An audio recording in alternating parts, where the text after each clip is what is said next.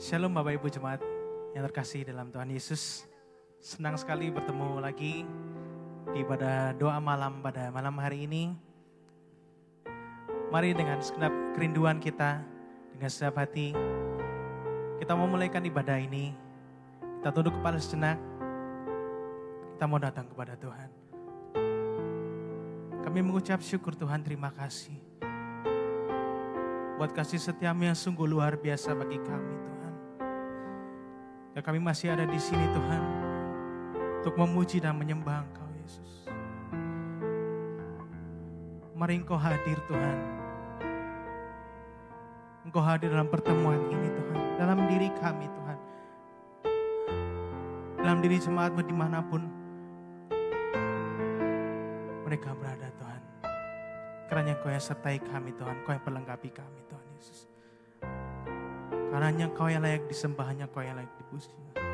Terima kasih dan terima kasih. Di dalam nama Tuhan Yesus. Haleluya. Amin.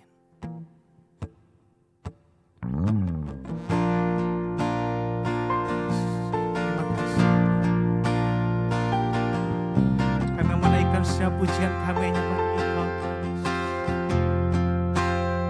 Terima kasih Tuhan. Hanya Kau yang layak dipuji, disembah.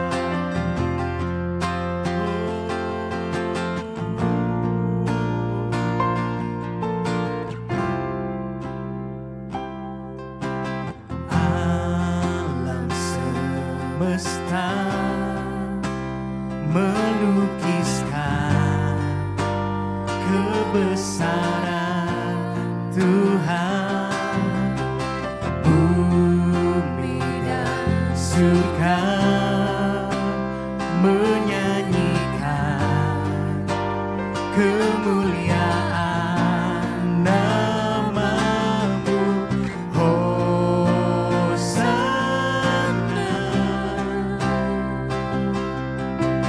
Hosana,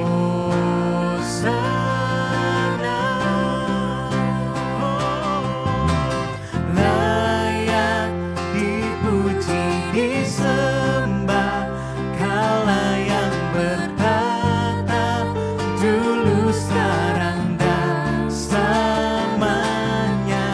Raja atas segala raja, nama-Mu besar termulia.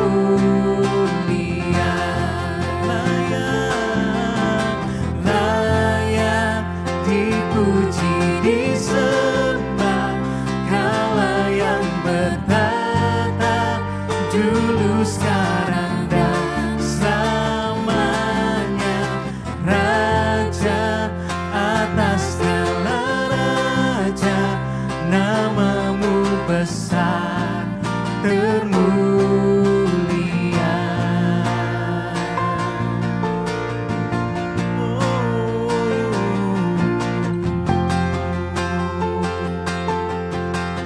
Mari dengan segenap hati katakan, alam semesta melukiskan kebesaran Tuhan. Bumi dan surga menyanyikan kemuliaan nama-Mu. Hosana, Hosana, Hosana.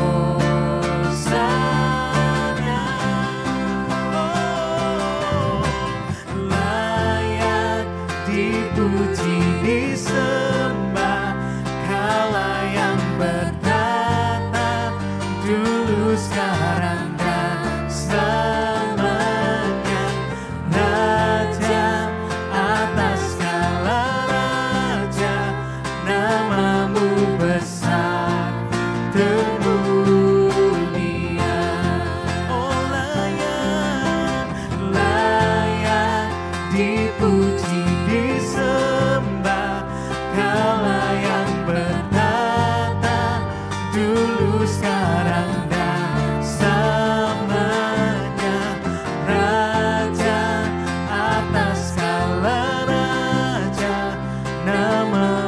besar, termulia.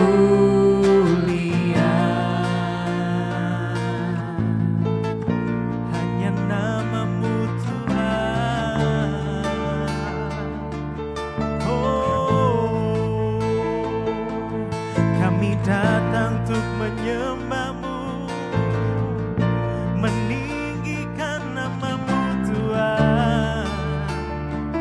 Oh Yesus, hanya Kau yang layak.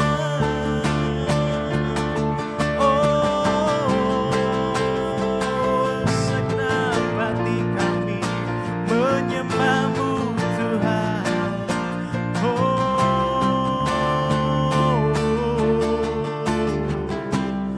sama-sama katakan Hosana,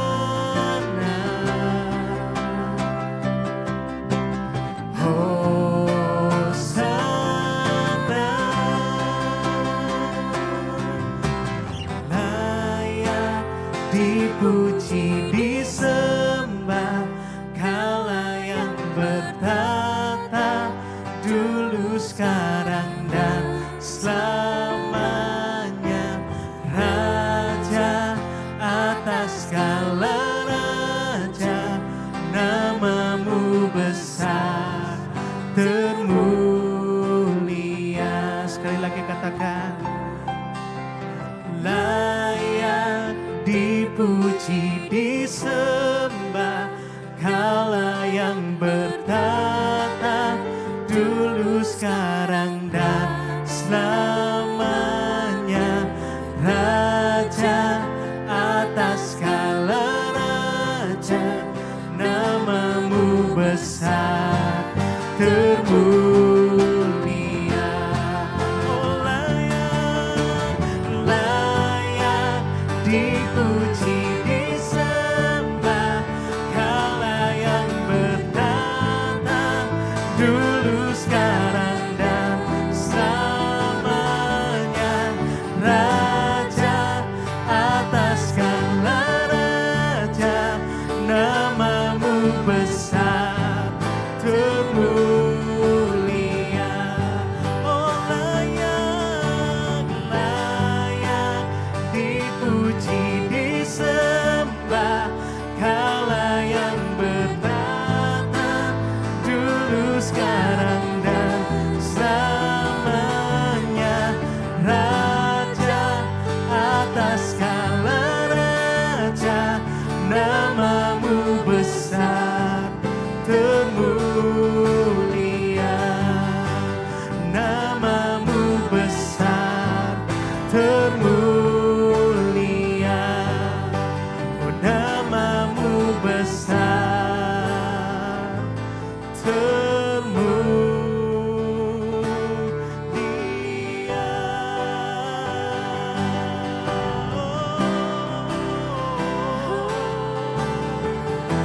Kami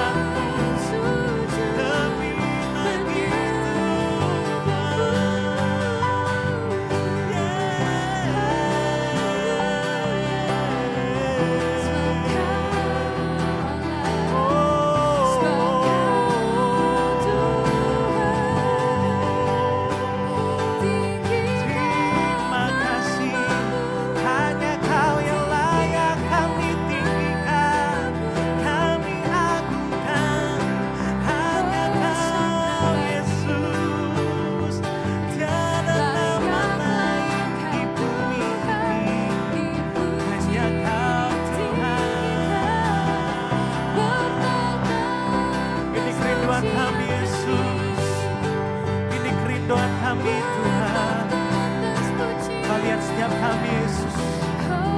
Melihat setiap kami yang datang untuk menyembah-Mu pada malam hari ini Tuhan.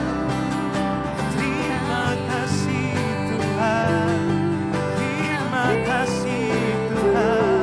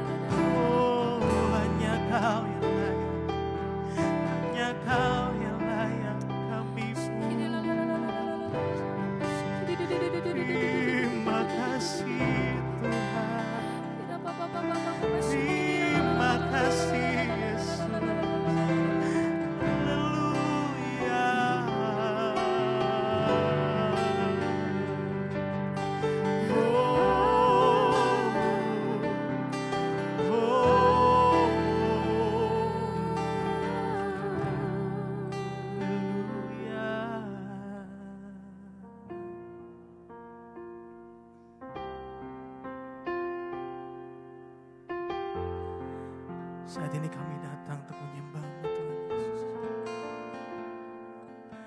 Kami mau bersyukur Tuhan. Dalam setiap apapun yang kami hadapi dalam hari-hari ini Tuhan. Engkau selalu beserta kami Tuhan Yesus. Di dalam suka kami Tuhan, di dalam kesenangan kami. Bahkan saat kami di dalam lembah kekelaman Tuhan. Kami yakin dan percaya Engkau hadir Tuhan Yesus. Engkau menyertai kami Tuhan Yesus. Terima kasih Tuhan, terima kasih. Kami mau lebih lagi Tuhan menyembah-Mu Yesus. Menaikkan sembah kami Tuhan hanya pada-Mu Yesus. Haleluya Yesus. Hatiku mau menyembah-Mu, jiwaku merindukan Yesus. Hanya Kau Tuhan dan Rajaku, ku sembah Kau Allahku. Ku rindu melayani-Mu, ku suka senangkan-Mu Yesus. Hanya Kau kuat dan harapku, ku sembah Kau selamanya. Ku sembah Kau Yesus, ku sembah Kau segenap hatiku dan kekuatanku. Ku rindu menyembah-Mu Yesus. Ku sembah Kau Yesus, ku sembah Kau segenap hatiku dan kekuatanku. Ku rindu menyembah-Mu Yesus. naikkan pujian ini sekali lagi. Dengan penuh kerinduan kita datang pada Tuhan. Haleluya Yesus. Terima kasih Tuhan. Hatiku mau menyembah-Mu, jiwaku merindukan Yesus. Hanya Kau Tuhan dan Rajaku, ku sembah Kau Allahku. Ku rindu melayani-Mu,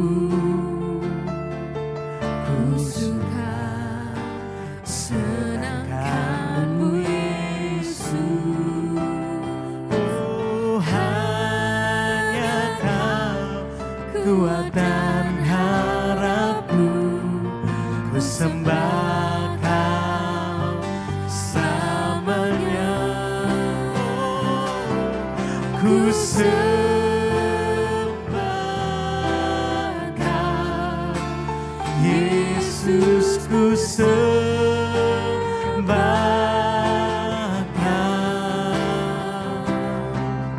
Senam hatiku dan kekuatanku, ku rindu menyembah-Mu Yesus. Kami sembah, ku sembah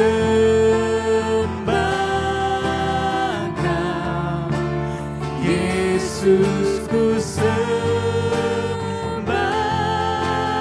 Kau. Segenap hatiku dan kekuatanku, ku rindu menyembah-Mu Yesus.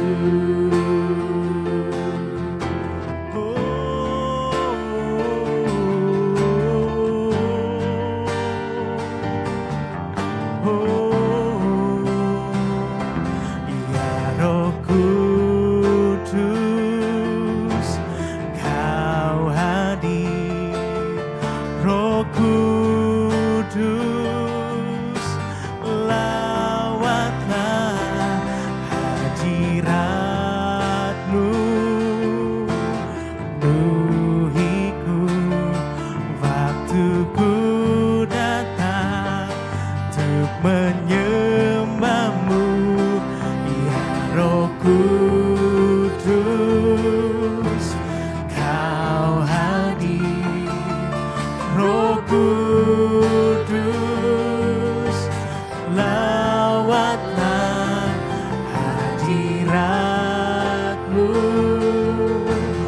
Penuhiku waktuku datang untuk menyembah-Mu.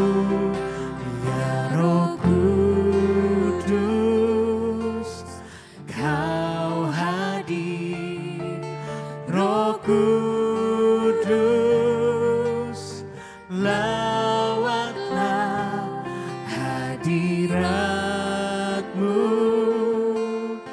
Penuhiku waktuku datang untuk menyembah-Mu.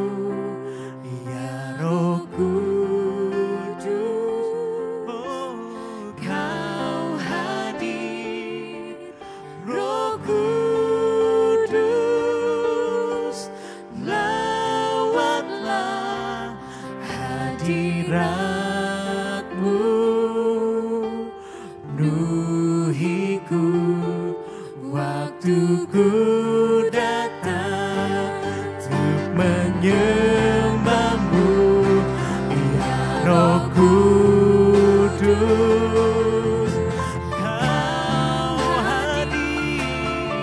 Roh Kudus, menjamah kami Tuhan. Hadirat-Mu, penuhiku waktuku datang. Sekali lagi katakan, ya Roh Kudus, ya Roh Kudus.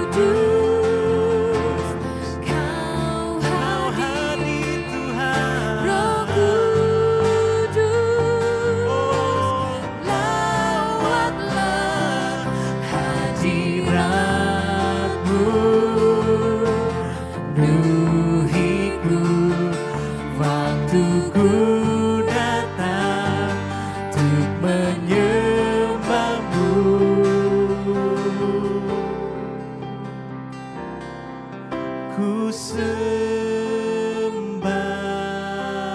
Kau, Yesus ku sembah Kau. Segenap hati kami, Segenap hatiku dan kekuatanku, ku rindu menyembahmu Yesus. Sekali lagi katakan, ku sembah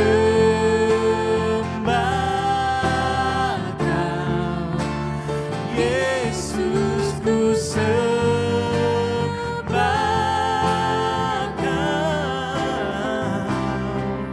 Segenap hatiku dan kekuatanku,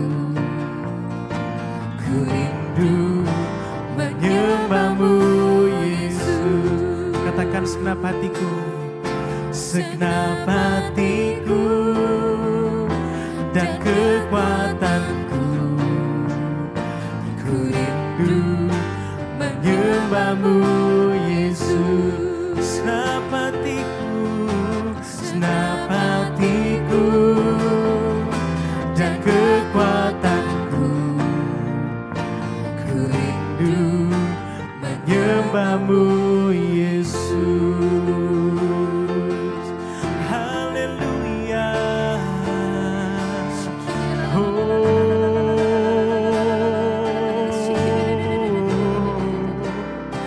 Mari nikmati.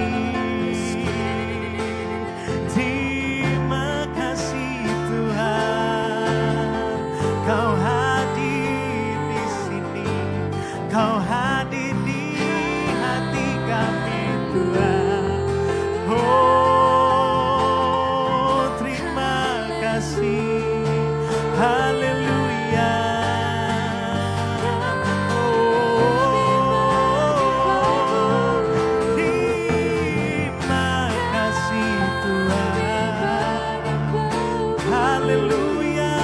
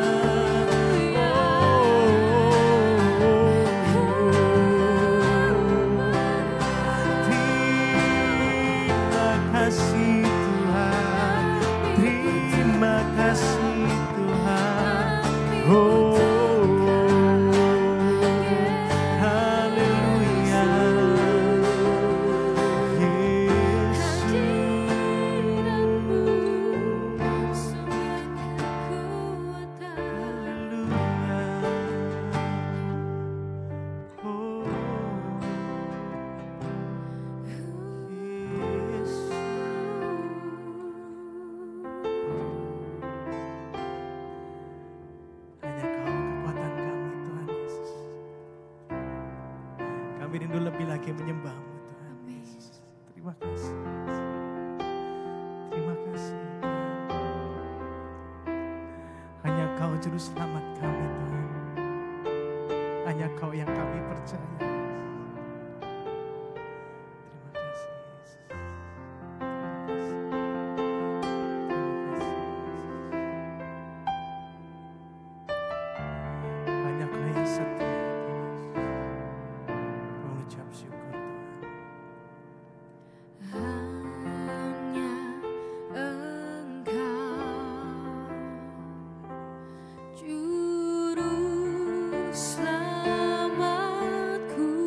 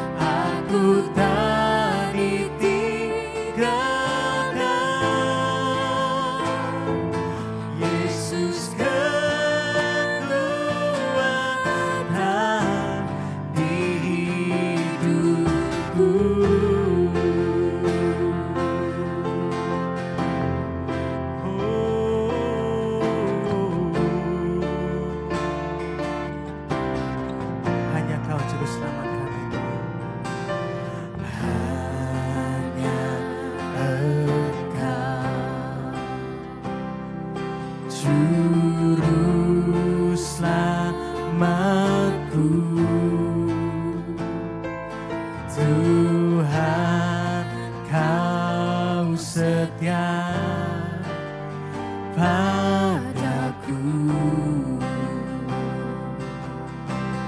Yang kami pegang hanya janji-Mu. Yang ku pegang hanya janji-Mu.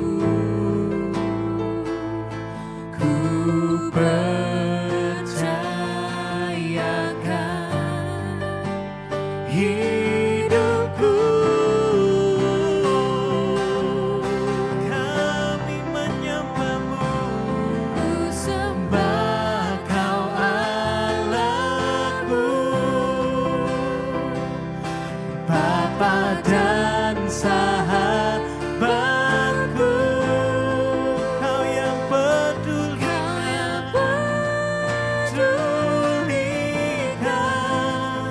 seluruh hidupku.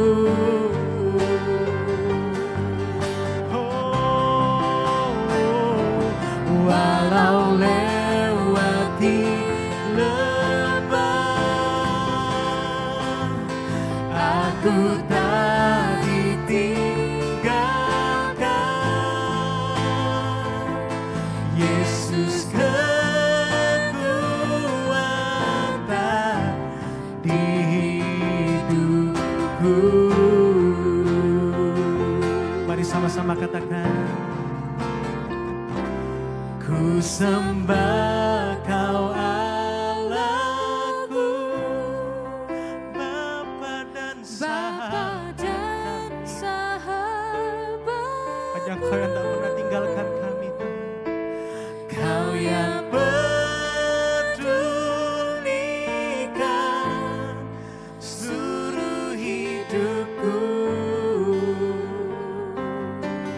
Yesus, walau lewati lembah, aku tak ditinggalkan. Yesus kekuatan di hidupku. Ku sembah Kau Allahku, Bapa dan sahabatku. Kau yang pedulikan seluruh hidupku. Walau lewati lembah, walau lewati lembah, aku tak ditinggalkan. Yesus kekuatan di hidupku. Sekali lagi katakan, ku sembah Kau Allahku, Bapa dan sahabatku. Kau yang pedulikan seluruh hidupku. Yesus, walau lewati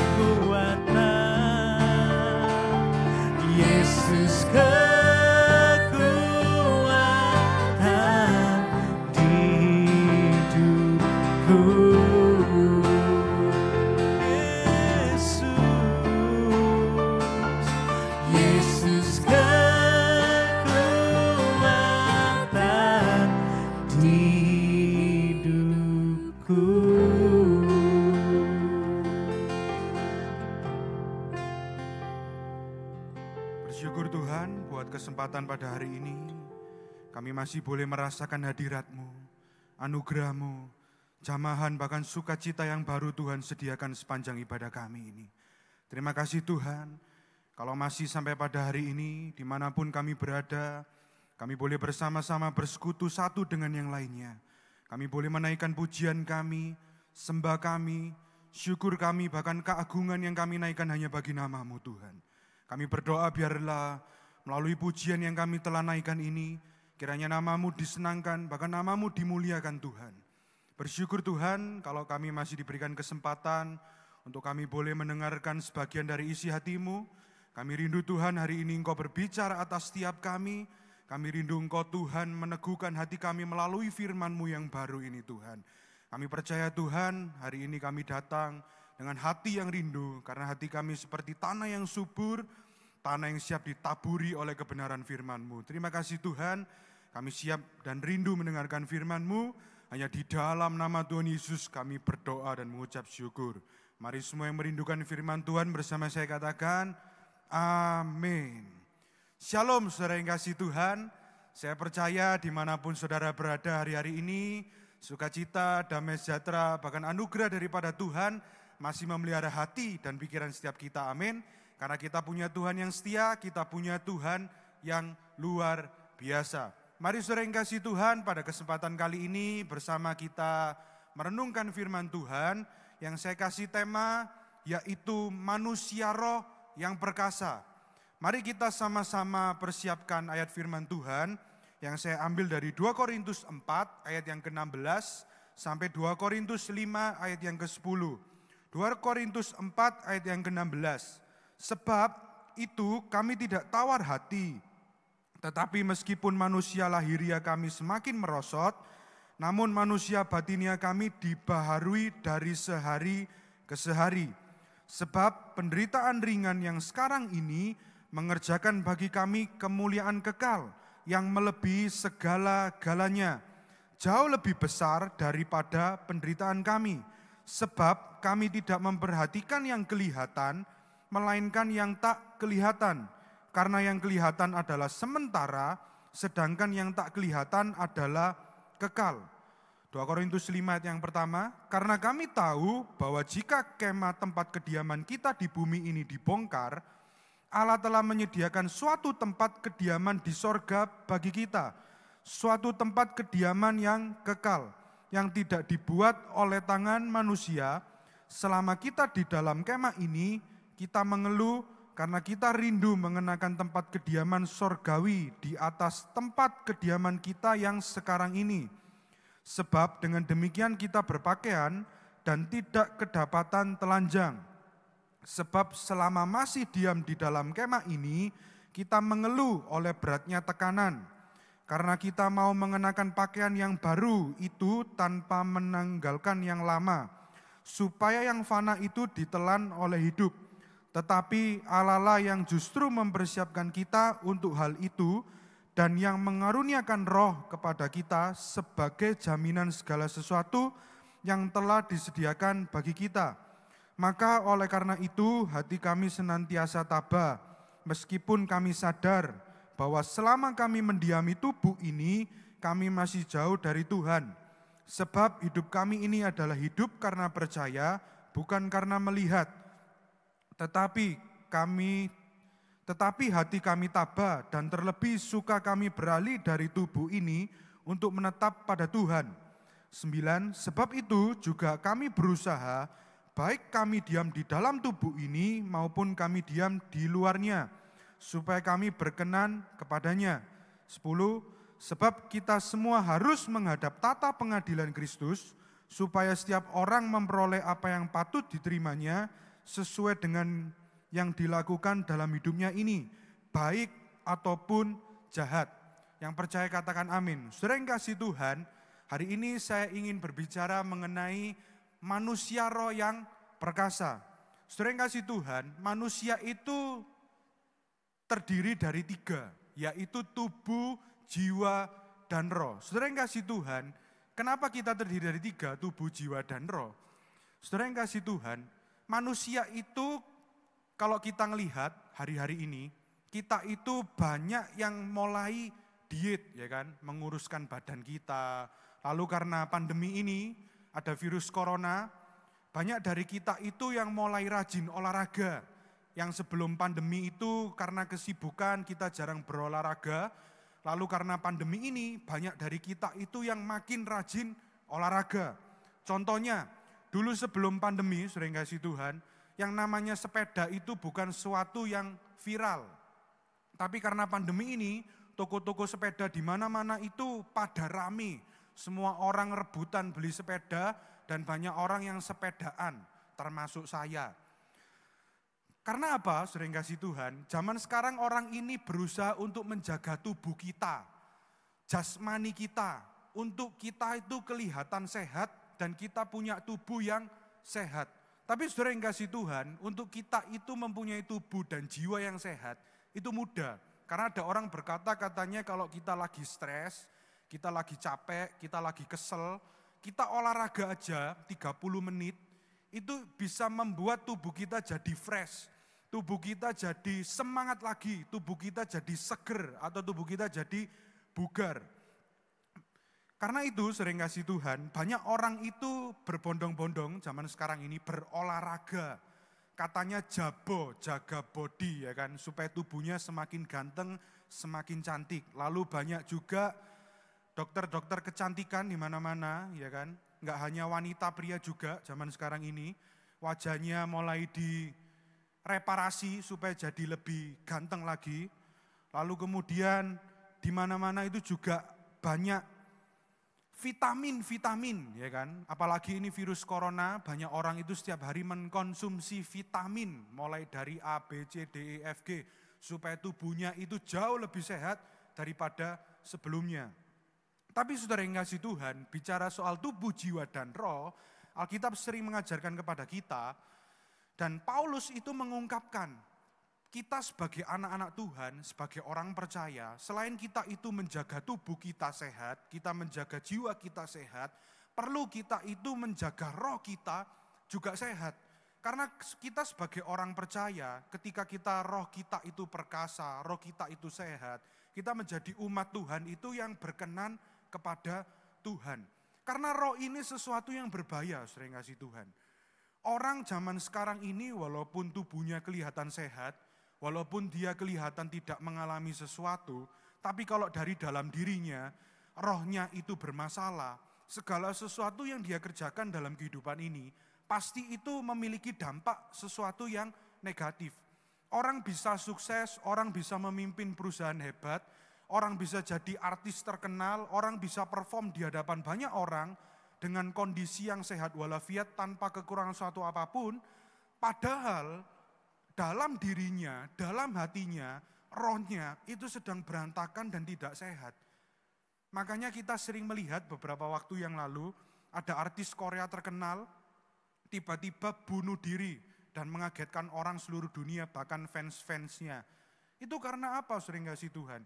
Dia depresi, orang kalau sudah depresi, walaupun dia bisa perform secara hebat di hadapan banyak orang, punya fans, memimpin perusahaan, tapi ketika dia dalamnya tidak beres, rohnya tidak bagus, rohnya tidak berkenan di hadapan Tuhan, sesuatu yang terjadi seperti itu, pilihan hidupnya itu menjadi sangat tragis, sering kasih Tuhan. Maka dari itu, sering kasih Tuhan, pada kesempatan kali ini mari kita sama-sama belajar dari Paulus, apa yang Paulus ungkapkan supaya kita itu bisa melatih roh kita. Selain kita itu melatih tubuh jasmani kita harus melatih roh kita. Bagaimana caranya? Ada 3 hal yang Paulus ungkapkan. Bagaimana supaya kita itu memiliki roh yang perkasa. Yang pertama, sering kasih Tuhan, yaitu kita itu harus dibentuk dengan penderitaan. Dimanapun saudara berada hari ini, mari kita sama-sama baca poin pertama ini bersama-sama ya. 2, 3, dibentuk dengan penderitaan. Mari kita perhatikan dalam 2 Korintus 4 ayat yang ke-17 berbunyi demikian. Sebab penderitaan ringan yang sekarang ini mengerjakan bagi kami kemuliaan kekal yang melebihi segala-galanya. Jauh lebih besar daripada penderitaan kami. Yang percaya katakan amin. Saudara yang kasih Tuhan, kenapa untuk membangun roh kita itu menjadi perkasa?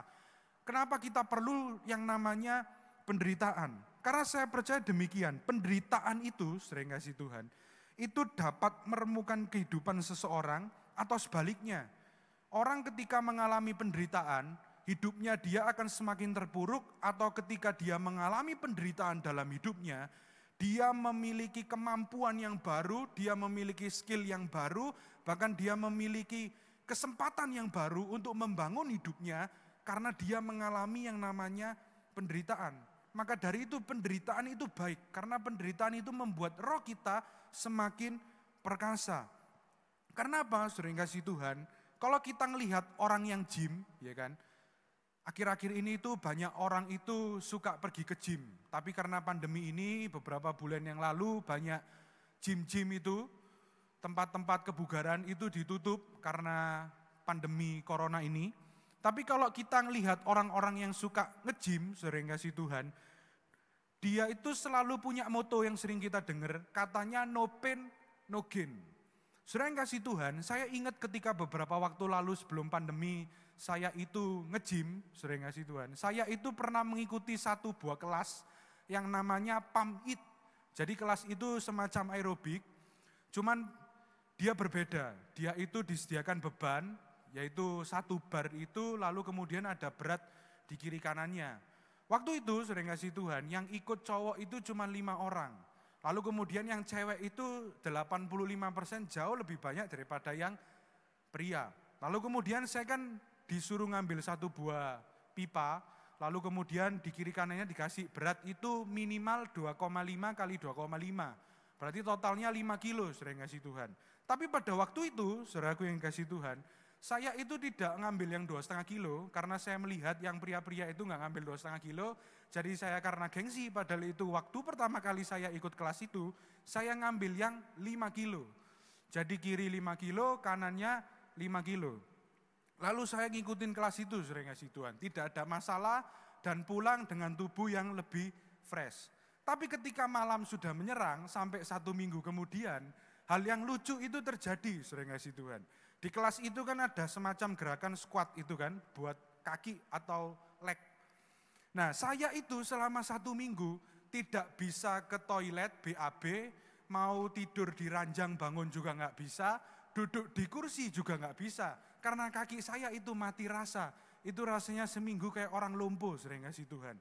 Dari situ saya berpikir, orang kalau pergi ke gym ya kan, bayar gym mahal-mahal, bayar trainer, ikut kelas, mengeluarkan duit, untuk badan kita itu disiksa. Saya itu jadi berpikir, waduh, iya ya orang ke gym itu kita itu malah bayar untuk disiksa. Kalau kita pergi ke bioskop, kita kan bayar untuk kita itu mendapatkan hiburan. Tapi beda dengan gym, kita itu bayar ngeluarin duit banyak, tapi untuk menyiksa diri kita. Tapi sering kasih Tuhan, orang gym itu sering mengatakan katanya no pain, no gain. Berarti kalau kita tidak merasakan sakit itu, berarti kita tidak mendapatkan otot yang baru. Makanya sering kasih Tuhan, orang yang nge-gym itu untuk memperbesar tubuhnya, dia itu pasti menyiksa ototnya, supaya ototnya itu memasuki masa DOMS, ya kan, atau dia break atau bagaimana, saya kurang paham, tapi yang jelas mereka melatih otot mereka untuk mereka itu memiliki otot yang jauh lebih besar. Makanya perlu dilatih. Sama dengan roh kita, sering kasih Tuhan. Kalau kita sebagai manusia, kita sebagai orang percaya, roh kita mau dibaharui, roh kita mau menjadi roh yang perkasa, kita itu harus memiliki yang namanya penderitaan. Jadi kalau hari ini saudara sedang mengalami yang namanya penderitaan, saudara sedang dalam situasi yang tidak baik, saudara sedang dalam situasi yang buruk, percayalah, itu adalah masa di mana kita melatih iman kita, masa di mana kita melatih hati kita, masa di mana kita melatih kepercayaan kita kepada Tuhan, supaya kita itu memiliki roh yang baru, roh yang perkasa. Karena ketika kita memiliki roh yang perkasa, roh kita dibangun, roh kita dibarui. Ketika kita memiliki roh yang perkasa, kita menjadi umat yang berkenan di hadapan Tuhan. Maka dari itu sering kasih Tuhan, kita harus belajar dari penderitaan ini, supaya kita itu memiliki roh yang perkasa. Itu yang pertama, saudara yang kasih Tuhan. Sekarang yang kedua, kalau yang pertama kita harus dibentuk dengan penderitaan, yang kedua bagaimana caranya kita itu memiliki roh yang perkasa. Yang kedua ialah sadarlah semuanya hanya sementara. Mari kita baca 2 Korintus pasal yang kelima, ayat yang pertama sampai dengan yang ketiga. 2 Korintus 5 ayat yang pertama. Karena kami tahu bahwa jika kemah tempat kediaman kita di bumi ini dibongkar, Allah telah menyediakan suatu tempat kediaman di sorga bagi kita. Suatu tempat kediaman yang kekal, yang tidak dibuat oleh tangan manusia. Selama kita di dalam kemah ini, kita mengeluh karena kita rindu mengenakan tempat kediaman sorgawi di atas tempat kediaman kita yang sekarang ini. Sebab dengan demikian kita berpakaian dan tidak kedapatan telanjang. Saudara yang percaya katakan amin. Saudara yang kasih Tuhan, kenapa kok setelah kita itu dibentuk melalui penderitaan, kenapa kita harus sadar bahwa semuanya hanya sementara? Karena Alkitab sering mengatakan, saudara yang kasih Tuhan, orang hidup dalam dunia ini itu paling lama 70 atau 80 tahun. Maka dari itu, kita tahu bahwa semua yang ada di dunia ini itu tidak bersifat kekal. Semuanya hanya sementara. Termasuk saya percaya COVID-19 ini, virus Corona ini, itu juga hanya sementara. Karena beberapa waktu yang lalu kita dengar kabar katanya vaksin sudah nyata dan sudah dites dan akan segera, kalau sukses akan segera didistribusikan kepada kita semua. Dan kita harus mengaminkan itu, bahwa itu waktunya kita akan selesai dari pandemi ini. Makanya di dunia ini tidak ada yang kekal, saudara yang kasih Tuhan. Termasuk hidup kita, termasuk penderitaan kita, termasuk masalah kita. Yang pertama kalau kita sudah sadar untuk membangun iman roh kita mempunyai roh yang perkasa, kita itu dibentuk melalui penderitaan. Yang kedua kita harus sadar, kadangkala ketika orang dalam masa penderitaan, ketika mereka ada dalam masa situasi yang tidak mudah, ketika mereka sedang berada dalam situasi yang amat rumit dalam kehidupannya, mereka cenderung menyerah. Mereka cenderung, apakah Tuhan itu yang sedang dilakukan Tuhan dalam hidupku? Banyak orang bertanya demikian, apakah Tuhan adil dalam hidupku? Tapi saudara yang kasih Tuhan, ketika kita mengalami yang namanya penderitaan, selain penderitaan itu membangun roh kita, tapi penderitaan itu tidak kekal, saudara yang kasih Tuhan. Banyak orang ketika mengalami yang namanya penderitaan, mereka itu cenderung menyerah, bahkan keluar dari jalannya Tuhan, menyimpang ke kiri, menyimpang ke kanan.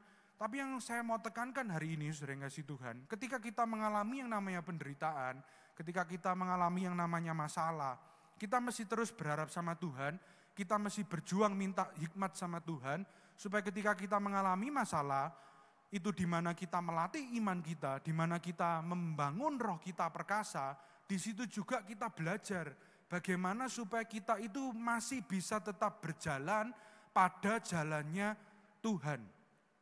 Karena saudara yang kasih Tuhan, saya itu sering melihat di Google itu banyak quote-quote. Orang-orang itu sering menulis quote-quote gitu. Lalu sekarang itu kan lagi musim, saudara yang kasih Tuhan.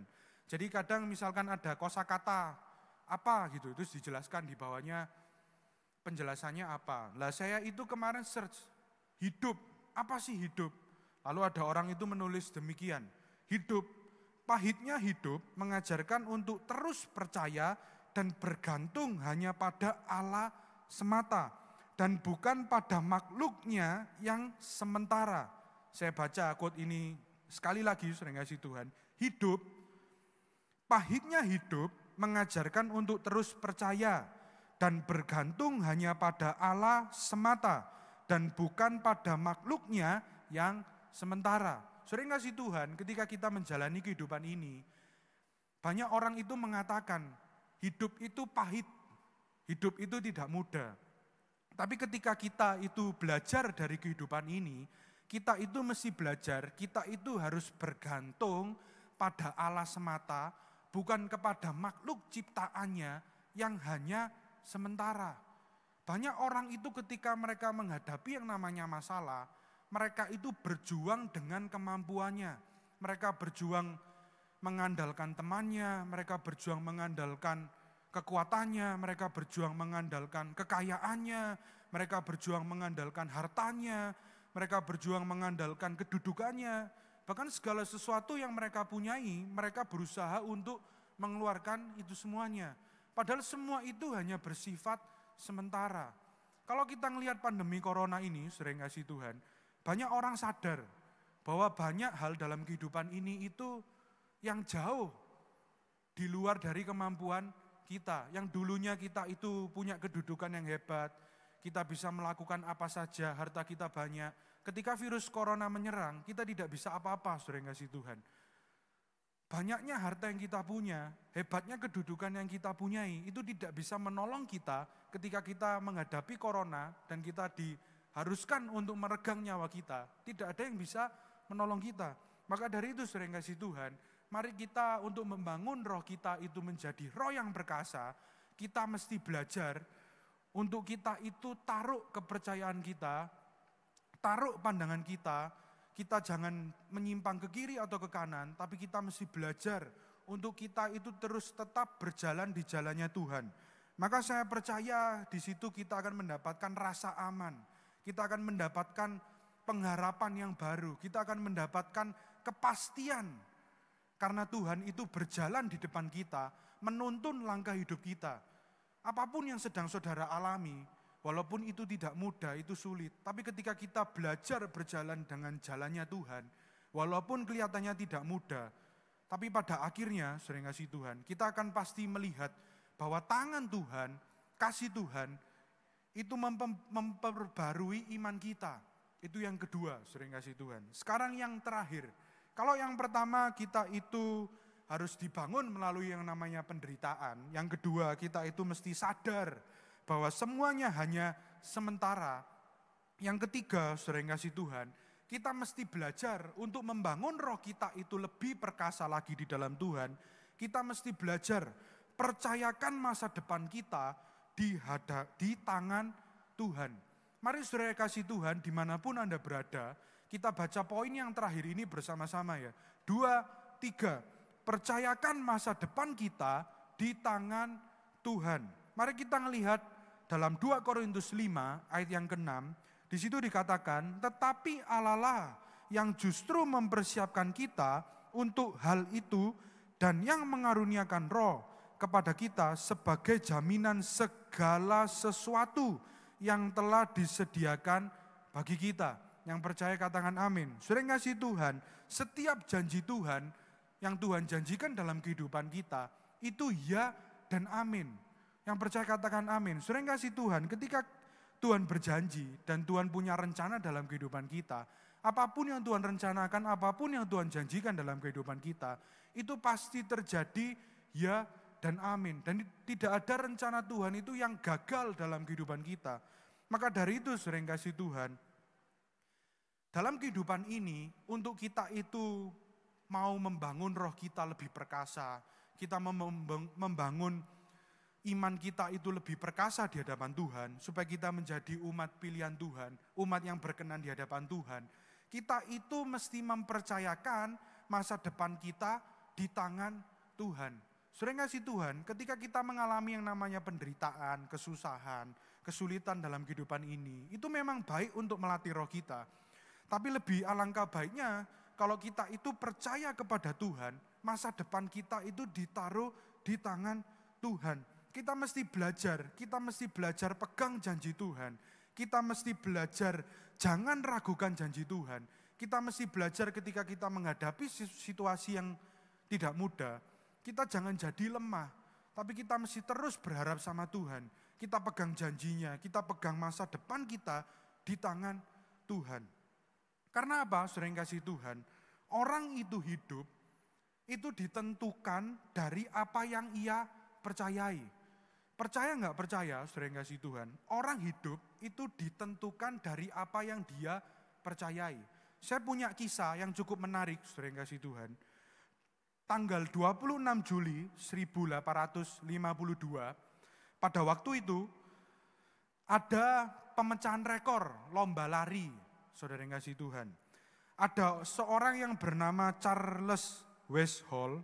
Dia itu melakukan lomba lari dengan jarak 1 mil yang dia pecahkan rekor pada waktu itu, yaitu 4 menit 28 detik. Lalu kemudian sejak saat itu, ketika Charles Westphal ini memecahkan rekor yang terbaik pada waktu itu, pada tanggal 26 Juli 1852, dari situ banyak dokter, para ahli, lalu orang atlet, hampir semua orang pada waktu itu, mereka meyakini bahwa manusia itu tidak akan bisa mencapai jarak 1 mil lari cepat itu di bawah 4 menit.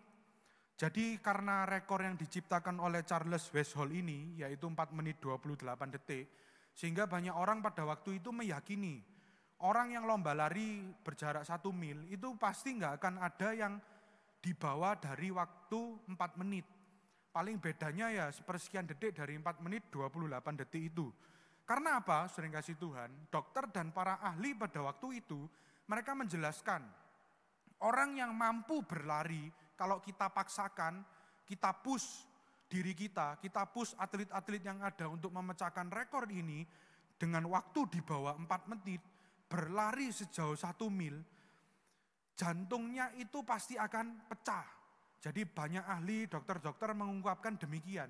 Jadi ini rekor yang tidak mungkin bisa dipecahkan pada waktu itu. Karena banyak orang meyakini, percaya yang terjadi adalah jantungnya pasti akan pecah. Sampai suatu ketika, sering kasih Tuhan, pada tanggal 6 Mei 1954, jadi hampir 2 tahun dari rekor yang dipecahkan Charles Westphal, itu di situ ada orang yang bernama Roger Bannister. Dia itu punya keyakinan dan dia mempercayai dirinya bahwa dia bisa memecahkan apa yang orang yakini pada waktu itu. Kalau orang lari berjarak 1 mil itu tidak akan pernah bisa lari dengan waktu mencatat rekor itu di bawah 4 menit. Tapi beda, Roger Bannister dia itu mempercayai dirinya sendiri. Dia percaya supaya dia itu bisa memecahkan rekor di bawah 4 menit. Pada waktu itu banyak orang ahli, dokter mengatakan ini tidak mungkin. Dan ketika Roger Bannister ini berusaha untuk memecahkan rekor ini, pasti ini tidak akan terpecahkan. Ini tidak mungkin terjadi. Tapi saudara yang kasih Tuhan, setelah Roger Bannister ini mencoba untuk memecahkan rekor ini, ternyata yang dia catat adalah 3 menit 59,4 detik. Jadi 4 menit kurang 0,6 detik, saudara yang kasih Tuhan. Lalu dari itu, ini membuat rekor yang diciptakan oleh Roger Bannister ini membuat banyak pelari, membuat banyak atlet yang pada waktu itu mempunyai kepercayaan kalau dia itu bisa jauh lebih hebat daripada Roger Bannister. Lalu kemudian 46 hari setelah rekor ini dipecahkan oleh Roger Bannister, ada seorang atlet bernama John Leedy. Dia itu jauh lebih cepat daripada Roger Bannister dan dapat memecahkan rekor lari sejauh 1 mil itu selama 3 menit 57,9 detik. Dan rekor ini, saudara yang kasih Tuhan, ini tidak hanya diciptakan oleh 2 orang saja, tetapi rekor ini diikuti oleh 37 pelari lainnya dan mereka itu berhasil memecahkan rekor. Yang sebelumnya banyak orang, ahli, banyak dokter, banyak peneliti dan lain sebagainya itu mengungkapkan tidak ada orang yang mampu berlari sejauh 1 mil di bawah waktu 4 menit. Karena kalau kita paksakan jantungnya akan pecah. Tapi saudara yang kasih Tuhan, kita lihat bahwa Roger Bannister orang pertama yang dapat mencatat rekor, kemudian diikuti oleh John Leedy dan 37 pelari yang lainnya. Itu artinya apa saudara yang kasih Tuhan? Orang hidup itu ditentukan dari apa yang ia percayai. Sama dengan kehidupan kita, saudara yang kasih Tuhan. Ketika kita menghadapi situasi yang kayaknya itu tidak mungkin, situasi yang kelihatannya itu mustahil untuk kita bisa melaluinya, atau kita harus menghadapi situasi yang tidak mudah, yang harus kita ambil, pilihan mana yang harus kita ambil. Tapi saudaraku yang kasih Tuhan, mari kita belajar hari ini Untuk kita itu percaya kepada Tuhan yang kekal. Mari kita belajar, kita membangun roh kita lebih perkasa lagi di hadapan Tuhan. Kita taruh masa depan kita di tangan Tuhan. Apapun yang terjadi masa depan kita, walaupun hari ini kita terlihat tidak mudah, kita terlihat tidak gampang menghadapi situasi yang seperti ini. Tapi mari kita belajar itu percaya kepada Tuhan, percaya kepada janji Tuhan, percaya dengan apa yang Tuhan taruh dalam hati saudara. Untuk saudara itu melakukan rencana yang ajaib yang Tuhan mau dalam kehidupan saudara. Saya percaya dari situ ketika kita belajar untuk kita mempercayakan diri kita kepada Tuhan, belajar kita menaruh masa depan kita di tangan Tuhan, belajar kita menaruh janji Tuhan, kita pegang janji Tuhan, lalu kita tidak menjadi lemah, tapi terus kita berharap di hadapan Tuhan. Saya percaya apapun yang saudara alami, saudara pasti akan melewatinya dengan bersorak-sorai dan bersukacita. Karena orang yang percaya kepada Tuhan, ia akan menemukan sukacita yang baru, damai sejahtera yang baru. Bahkan apa yang saudara tidak pernah lihat, itu Tuhan pasti sediakan tepat pada waktunya. Yang percaya katakan amin. Karena apa, sering kasih Tuhan? Kalau saya punya satu contoh kisah lagi. Ada orang bertanya, kenapa kok singa, lion itu bisa menjadi raja hutan? Padahal singa ini bukan hewan yang terbesar. Ada gajah itu hewan yang terbesar. Lalu singa ini bukan hewan yang larinya cepat. Ada cita yang larinya itu sangat cepat. Lalu kemudian singa ini juga bukan hewan yang paling pinter, sering kasih Tuhan. Tapi kenapa singa itu dijuluki sebagai king of the jungle atau raja dari hutan? Apa yang membedakan, sering kasih Tuhan? Ketika ada gajah, hewan yang terbesar itu, di hadapan singa, sering kasih Tuhan, yang ada dalam pikiran singa melihat gajah itu sebagai makanan. Tapi gajah melihat singa itu sebagai pengancam. Jadi gajah lari, tapi singa menganggap gajah itu adalah makanannya. Yang membedakan gajah dengan hewan yang lainnya adalah mentalnya, Bapak Ibu. Pikirannya. Ketika singa itu kalah jumlah, musuhnya singa itu kan hyena, sering kasih Tuhan. Ketika singa itu kalah jumlah, dia sendirian, hyena itu hewan yang berkelompok, ada banyak menyerang singa, tapi singa itu nggak pernah takut, sering kasih Tuhan. Dia ngelawan walaupun dia kalah jumlah, tapi dia lawan. Karena apa yang membedakan? Itu mentalnya, sering kasih Tuhan. Makanya dari itu, sering kasih Tuhan, kalau kita mau melihat janji Tuhan digenapi atas hidup kita mau melihat tangan Tuhan itu bekerja tepat pada waktunya dalam hidup kita. Janji-janji Tuhan digenapi, semua rencana Tuhan itu digenapi pada waktunya. Kita mesti belajar percaya, kita mesti belajar menaruh tangan kita, menaruh pikiran kita, menaruh apa saja yang kita lakukan dalam hidup ini, itu di tangan Tuhan. Saya percaya kalau kita demikian, pasti Tuhan membuat segala sesuatunya terjadi tepat pada waktunya. Mari saudaraku yang kasih Tuhan, hari ini kita sama-sama diajar oleh kebenaran firman Tuhan untuk kita itu membangun roh kita yang perkasa, yaitu yang pertama kita itu harus dibangun atau kita itu harus dibentuk melalui penderitaan. Lalu kemudian yang kedua kita itu mesti sadar bahwa semuanya hanya sementara. Dan yang ketiga kita itu mesti belajar mempercayakan masa depan kita di tangan Tuhan. Mari saudara yang kasih Tuhan, untuk menutup firman Tuhan pada kali ini, mari kita sama-sama tundukkan kepala bersama, kita satukan hati kita akan berdoa. Tuhan, sungguh kami mengucap syukur kalau sampai pada hari ini kami boleh menikmati ibadah ini Tuhan. Dari awal kami boleh menaikkan pujian kami, sembah kami. Sungguh kami merasakan hadirat-Mu, jamahan-Mu. Bahkan urapan Tuhan yang baru itu bekerja dalam kehidupan kami. Terima kasih Tuhan, kami rindu kiranya Tuhan terus beracara dalam kehidupan kami. Apapun yang kami lakukan, apapun yang kami lewati, kiranya Tuhan terus ada menyertai setiap kami. Terima kasih Tuhan, kalau kami boleh mendengarkan firman-Mu, kami percaya firman-Mu kali ini boleh mengingatkan kami, menasihati kami, bahkan firman-Mu telah memberkati kami untuk kami belajar bagaimana kami ini harus memiliki roh yang perkasa dalam diri kami. Kami belajar Tuhan, kami tahu melewati penderitaan tidak mudah, tapi kami yakin dan percaya melalui penderitaan yang kami alami, kami dibentuk untuk kami menjadi umat yang baru, umat yang memiliki iman yang dahsyat, iman yang jauh lebih besar daripada sebelumnya. Kami percaya Tuhan. Yang kedua, kami juga mau belajar untuk kami tetap sadar bahwa di dunia ini semuanya hanya sementara. Kami mau menaruh pengharapan kami mau menaruh pandangan kami hanya kepadamu ya Tuhan. Karena kami yakin ketika kami jalan di dalam jalan-Mu, karena jalan-Mu itu adalah jalan yang terang bagi hidup kami Tuhan. Dan yang terakhir, kami mau belajar Tuhan, apapun yang kami lalui dalam kehidupan kami mau terus belajar mempercayakan masa depan kami di tangan-Mu ya Tuhan. Terima kasih Tuhan buat firman yang baik yang telah kami dengar.